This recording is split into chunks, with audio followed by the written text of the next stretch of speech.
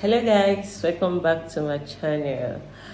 Okay, how you guys doing? So today, before I dive into this video, I want to appreciate my new subscribers. I want to appreciate everyone that have been helping me to grow in this page. I've been liking, commenting, engaging in my posts. I want to appreciate every one of you. Thank you very much. It's not easy to support somebody. I know you spend a lot of money on your data to watch my videos. I'm grateful for that. Okay, so as you all know, I'm into fish farming and also broiler farming. So basically, the purpose of my page is to enlighten many people about fish farming and broiler farming, to let them know that it's a good business. Yes, it's a good business. The problem with people have is that they don't have experience in this business and they just go into the business. It's very wrong. Apart from fish farming and broiler farming, any business you want to go into, you should please have handful knowledge of that business before investing into it. Else it's going to be a problem. Do you understand? It's going to be a problem. Okay, I've had experience of people who just invest money into these businesses, fish farming, umbrella business, and they lost a lot of money. And when you ask them, say, "Beg, leave that business, it's not profitable." No, I'm here to tell you for free that these businesses are very, very profitable if only you know what you're doing. I remember when I got married. When I got married, the first year of it, the second year, I opened a cosmetics business. And I tell you, I did not just rent a shop because I was lonely in the house and just go to the market and stock up the shop. No, I did not do that. The first thing I did was to meet somebody around that sells cosmetics.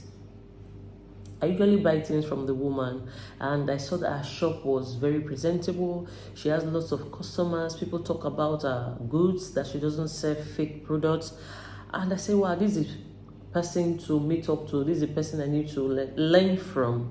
And I remember going there and I discussed with her and she just charged me some amount of money.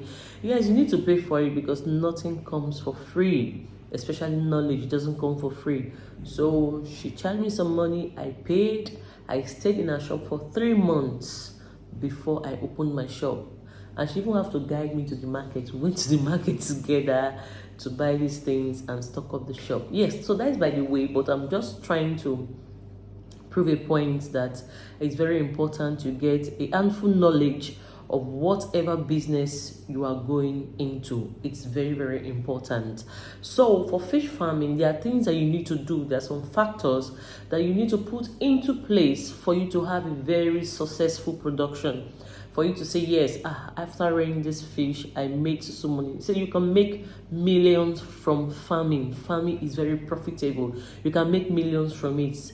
Yes, because I've experienced it. I've been into this business for long and I've made millions from it also. So I can tell you for free, if you invest into it and do the right thing that you're supposed to do, you make money, millions from it. It's possible. Okay, so today I want to mention some of those factors. I just want to list them out and talk about it. The first thing is the size of your pond that you're using. Yes, today I'm just talking about fish farming. I'm not talking about broiler farming. The size of your pond is very, very important. If, for example, you're using a tank, this normal white tank that people use to rear fish, if you're using that tank, you don't just get one tank and expect to grow 2,000 fish in one pond, one tank, and expect it to grow and make money from it. It's not possible. It's not possible. So for you to rear 2,000 fish successfully in plastic tank, that kind of tank I just mentioned, the white normal water tank, for you to raise 2,000 fish successfully, then you need about 3 to 4 of it. Yes, 3 to 4 of it. And why do you need these tanks? I will tell you the reason why you need these tanks, and that is the next point I want to raise. The next point is sorting. You need to sort your fish. You don't just pour fish, like stock your fish into these tanks, then allow it to grow. See what you want to say. You end up getting maybe like 1,000 pieces or maybe like 800 pieces at the end of it, and that is waste of money. Why? Is because they will start eating the small ones. The big ones will eat the small ones. There's something about fish, they don't grow equally at the same time. They grow separately, they have different growth range, and so that is why you salt. And salting is basically putting these fishes in different sizes, different ponds according to their size. So like in my farm, what we do is after 2 weeks, if we stock fingerlings or post fingerlings, after 2 weeks, what we do is we salt the fish after 2 weeks. So when you bring them out, you find that some of them have a very fast growth, and those ones we call them the shootout. They are very, very fast growth. So you pick those ones out, because you also find out that those ones that are the shootouts, they don't eat the same feed with the smaller ones. So giving them the feed that you're supposed to give to the small one, you are wasting your feed. So it's important you sort your fish into different tanks according to sizes. And so when we sort these fishes after 2 weeks, we put the bigger ones in a different pond, and we give them the feed that is suitable for them, and the smaller ones continue with the feed that we're giving them before until they outgrow that phase of feed. So this is why salting is important, because of their feeding, because they eat different sizes of food, and 2, because of cannibalism. So they don't need to cannibalize on the small ones and start feeding on them, eating them, and your fish, as they are eating them, you're losing fish also. So that is also another point that you need to look into. The third one is the source of your water. In fish farming, the important thing in fish farming is water. Make sure your water is okay. And make sure you change your water every time. In my farm, we change water once in 2 weeks. Once in 2 days. Once in 2 days, we change our water. So in your farm, don't keep your water for 3-4 days. It's not good. By the time the water starts smelling, it's not good for the fish. It's not also good for your environment, because everywhere will be smelling. And if you have people living around, it becomes an issue. They want to complain and all that. So it's good. Your source of water is very important. Do you have borehole? Do you sink borehole? Definitely you have to sink borehole if you're doing fish farming. There's no two ways about it. You need a borehole for that, because you need frequent water. You use water frequently. So borehole, it's very important. So these things are very important because you need water. Clean water makes them eat well. Clean water makes them active. Clean water makes them grow well. This is the reason why you need clean water. Aside feed, the most important thing in fish farming is clean water.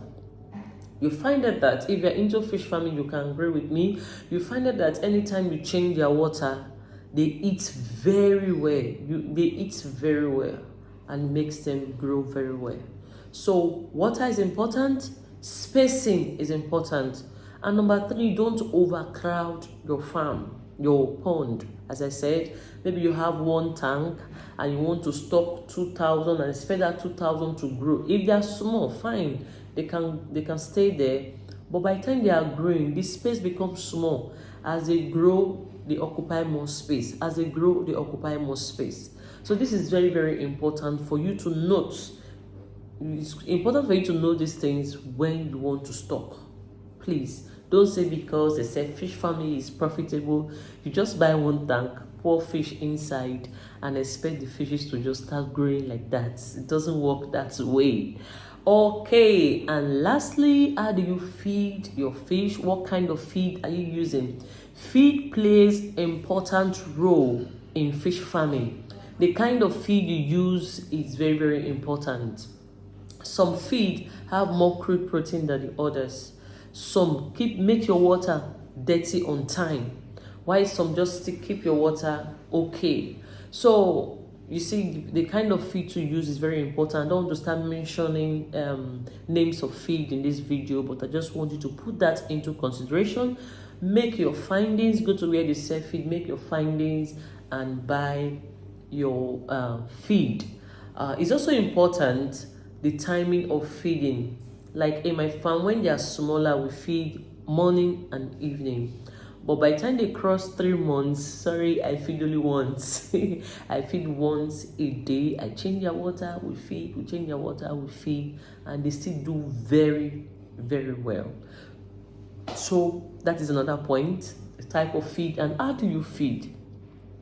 Do you just pour the feed inside the water and say, they ate a bag of feed and you just walk away? No. There's a way you feed. You pour your feed inside the water and they rush the food, they eat it.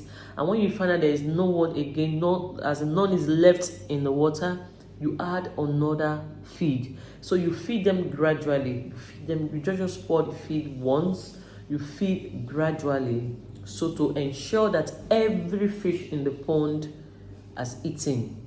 So you feed, after some time, you pour another feed, after some time, you pour another feed. You feed like that until the rush is slow. No, maybe when you pull the feed and they're not rushing to get again, you just know they are okay, they're satisfied, and you stop feeding. It's very, very important.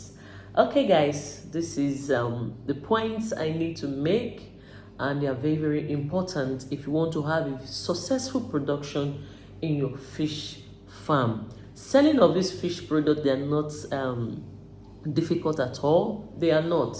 If you have 20,000 fish in your farm, you can sell them within a week you have sold your fishes. Yes, very, very easy like that.